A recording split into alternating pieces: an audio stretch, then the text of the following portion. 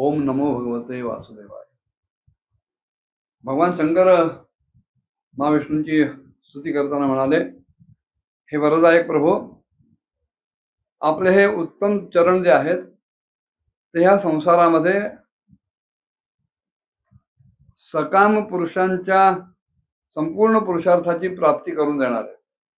ज्यांच्या ज्यांच्या अंतःकरणात काही कामना आहेत, ज्यांना ज्यांना आपले पुरुषार्थ सिद्ध व्हावेत असं वाटतं, धर्म अर्थ काम मोक्ष हे सगळं मिळवून देणारे आपले चरण आहेत। आपले चरण आहेत म्हणजे आपल्या चरणांची भक्ती ह्या गोष्टी घडवून आणते।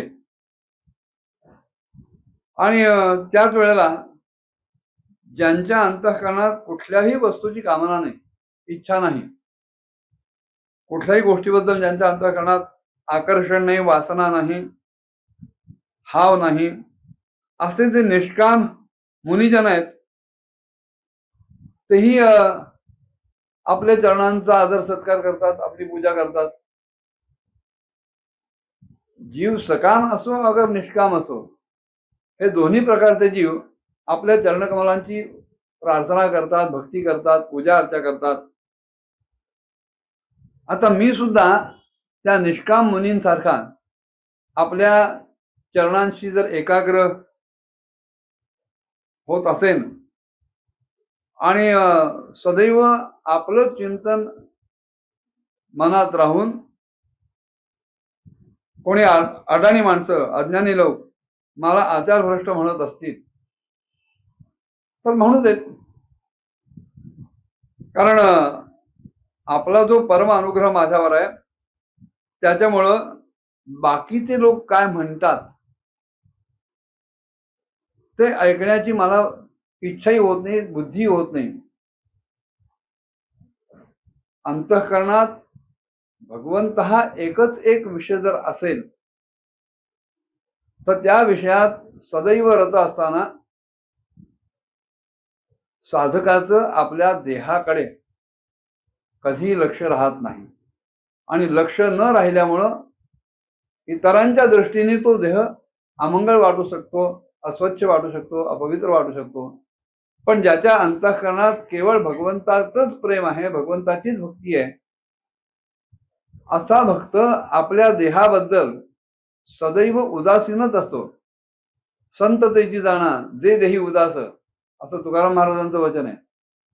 कारण आपण आपल्या देहाकडे जर सतत लक्ष देत राहिलो, त्या देहाला सजवत राहायचं, नटवत राहायचं, विविध खाद्यपदार्थ देऊन पुष्ट करायचं, अन्य कुठलेही आजार होऊ नयेत म्हणून नाना प्रकारच्या काळज्या घ्यायच्या, हे सगळं जर करायला लागलो, देहाचे चोचले जर पुरायला लागलो तर भगवंताची आराधना करणार कधी? कारण देह आहे, उद्या जाईल सुद्धा। भगवंताची साधना करण्यापुरता जेवढा किमान आवश्यक आहे तेवढाच देहाचा विचार करावा। अन्य गोष्टीच्या बाबतीत देहामध्ये अडकू नये, अशा विचारानं भगवान शंकर राहत असल्यामुळं श्मशानेश्वा क्रीडा स्मरहर पिशाचा सहचरा चिताभस्मालेप सर्गबिंदुकुरोटी परिग्रह असं त्यांचं अमंगल्यशील अडाणी भक्तांना वाटतं। पण त्यांचं खरं स्वरूप काय हे इतरांना कळत नाही। आणि इतर आपल्याबद्दल काय बोलतायत याचा मी कशाला विचार करू, ही भगवान शंकरांची धारणा आहे, ती त्यांनी महाविष्णूंसमोर बोलून दाखवली। भृगु म्हणाले, जन्माया गहनया परतात्मबोधा ब्रह्मादयस्तन्मृतस तमसि स्वपंतः नात्मन श्रितम तव विदत्यधुनापि तत्वम सोयम प्रसिद्ध भगवान प्रणतात्मबंधू। भगवंता, आपली ही जी अचिंत्य माया आहे ती कशी आहे कधी कोणाला कळत नाही। तिचं स्वरूप अतिशय गूढ आहे, गहन आहे, सदसच विलक्षण आहे असं शास्त्रकार म्हणतात। मुळात माया शब्दामध्ये अक्षर दोन, मा आणि या। मा म्हणजे नाही, या म्हणजे जी। जी नाही तरी सुद्धा आहे असं वाटतं, ती माया।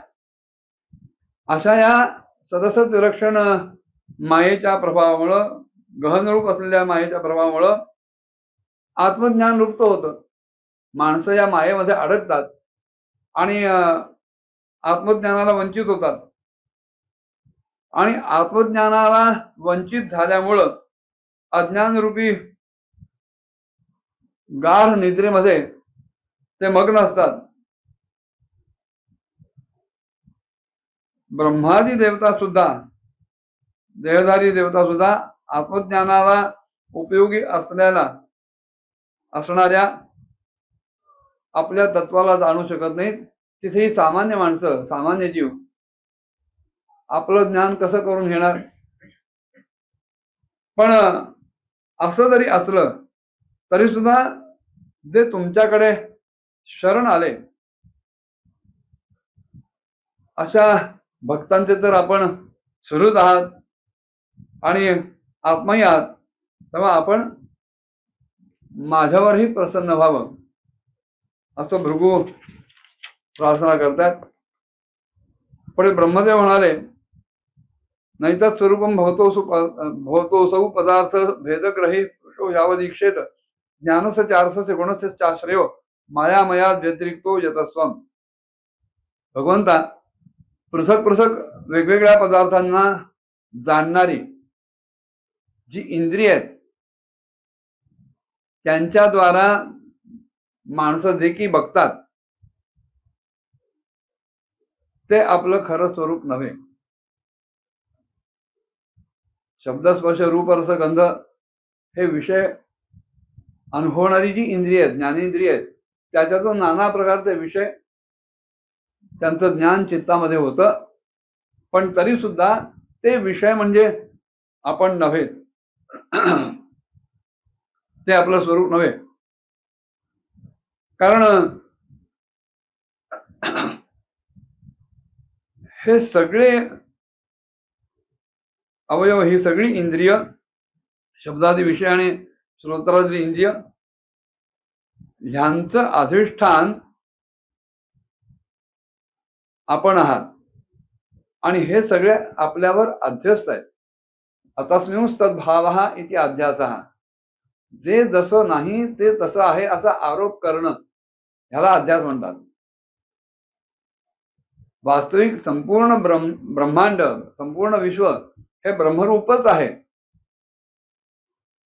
पण जे विविधतेनं दिसतं तिथे त्याला तिची नामरूप देणं हा परब्रह्मावरचा अध्यास आहे, तो आरोप आहे. आणि सामान्य जीवांना त्या गोष्टी खऱ्या वाटतात. वास्तविक जे सत्य आहे, ब्रह्मसत्यम, ते लोकांना कळत नाही. आणि म्हणूनच आपण या मायामय अशा प्रपंचापासून पूर्णतः स्वतंत्र आहात, वेगळे आहात, निराळे आहात. लोकांना वाटतं हा ब्रह्ममय संसार खरा असलेला केवळ विषयरूप वाटतो. पुढे इंद्राने सुद्धा भगवंताची स्तुती केली. ती काय केली पुढच्या भागात बघूया. ओम नमो भगवते वासुदेवाय.